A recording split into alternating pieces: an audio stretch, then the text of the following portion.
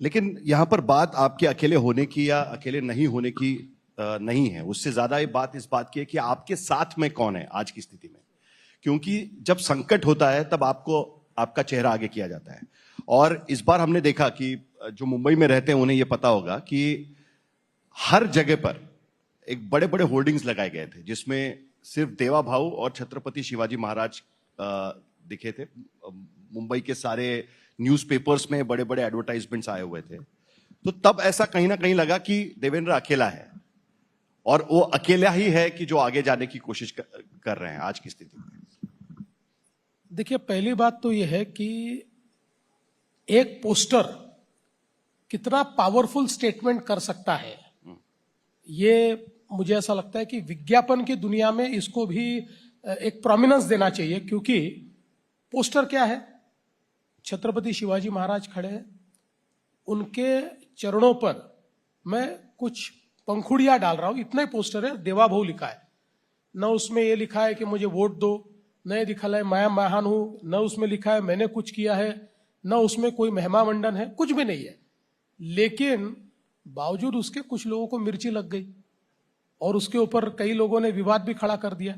सवाल इतना ही है कि इस पोस्टर का अर्थ क्या है। सब मिर्ची लगने वाले अंदर के हैं और बाहर के हैं, दोनों है। नहीं, अंदर में किसी को मिर्ची नहीं लगी, बाहर में ही लगी है। अंदर की मिर्ची नहीं समझ में। अंदर में सबको मिठाई मिली है, कोई नहीं, सब कोई मिर्ची वाला नहीं है। लेकिन आप ये समझ लीजिए कि मेरी पार्टी ने ये पोस्टर लगाया, इसका मतलब क्या है।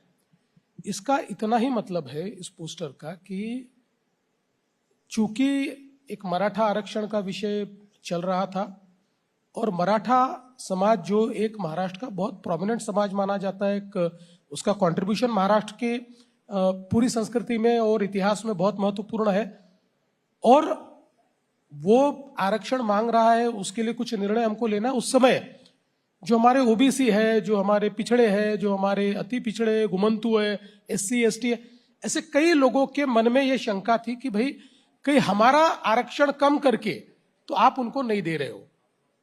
तो उस समय मैंने ये कहा था कि भाई जैसे मराठा समाज छत्रपति शिवाजी महाराज की लड़ाई में लड़ने वाला एक महत्वपूर्ण समाज है, वैसे ही महाराष्ट्र में छत्रपति शिवाजी महाराज ने, जिसको उस समय 18 पगड़ जातियां कहते थे, यानी अलग अलग समाज, अलुतेदार, बलुतेदार, ओबीसी, माइक्रो ओबीसी, घुमंतु, शेड्यूल कास्ट, ऐसे सब लोगों को मिलाकर सेना तैयार की थी।